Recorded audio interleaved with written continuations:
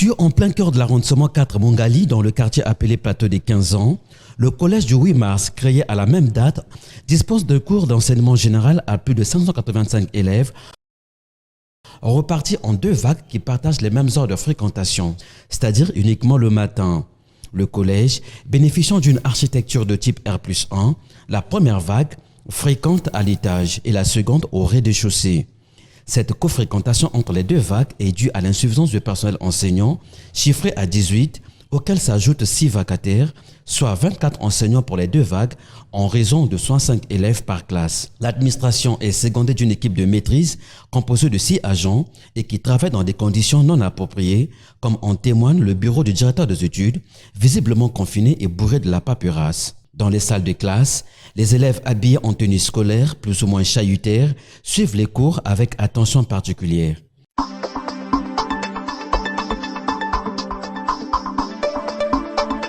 L'école 8 mars, c'est une école formidable, on enseigne bien. Voilà pourquoi j'ai voulu venir fréquenter ici. Oui, je comprends très bien les déroulements des cours. Histoire, géo, musique, français, SVT et physique-chimie. Bon, mais je crois que le milieu est vraiment favorable pour l'apprentissage. Donc le cours d'une manière générale se passe très bien. On ne connaît pas d'incident, tout se passe bien. Oui, les difficultés ne manquent pas parce que tel qu'en sciences physiques, ailleurs le cours se fait avec les matériaux appropriés. Donc l'enfant a vu avec ses yeux et quand on ajoute la théorie, vraiment ça reste pendant longtemps dans sa tête. Mais or là, nous sommes seulement sur la théorie. Donc, ce qu'ils peuvent faire, c'est peut-être à nous les enseignants d'efforcer ces enfants-là de mieux comprendre ces notions. Parce que ce sont des notions jusque-là magistrales. Parce qu'ils ne peuvent pas voir en un seul instant ce que c'est un aimant, ce que c'est un électroaimant. Et donc, nous sommes obligés, avec des schémas d'expérience, essayer un peu de montrer aux enfants. Mais sinon, nous sommes vraiment en difficulté pour pouvoir les amener à une compréhension telle qu'ils soient impeccables. Mais petit à petit, on avance avec le temps. Je crois que ça marche. Pour le surveillant général, la présence des élèves au cours reste primordiale, mais dans la discipline. Bon, les comportements, je pourrais dire que ces derniers temps, on constate que les comportements, les enfants se comportent de plus en plus très mauvais au milieu scolaire. Voilà, donc nous efforçons avec des stratégies que nous bâtissons pour essayer un peu de discipliner les enfants. Nous permet de bien contrôler les enfants.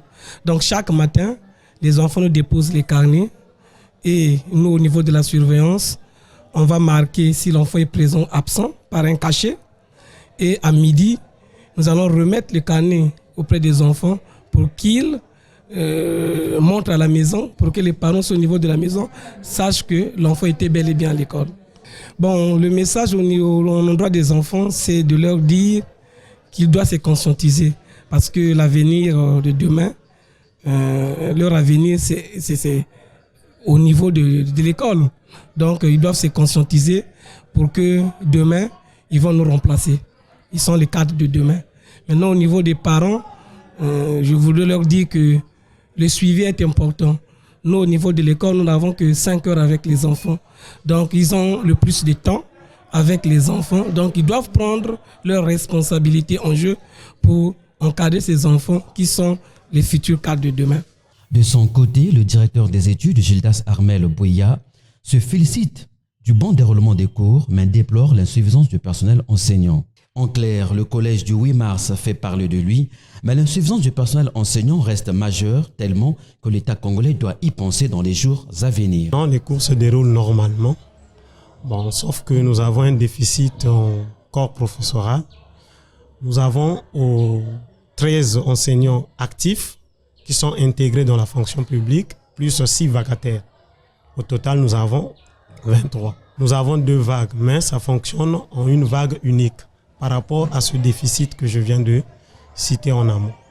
Bon, nous avons toujours, le directeur a toujours écrit qu'on puisse nous affecter des professeurs. Donc on attend jusqu'à ce que la hiérarchie va envoyer les professeurs. Je demande aux enseignants d'être ponctuels et d'être assidus pour que ces enfants-là puissent assimiler ces notions. Je demande aussi aux enfants d'être disciplinés parce que c'est la discipline avant que le travail. Donc, il faut que les enfants soient disciplinés avant de recevoir ces notions-là. Bon, aux autorités, regardez comment nous travaillons. Nous sommes confinés ici à 2. Donc, si on pouvait encore créer d'autres bâtiments, ça devrait nous enchanter aussi.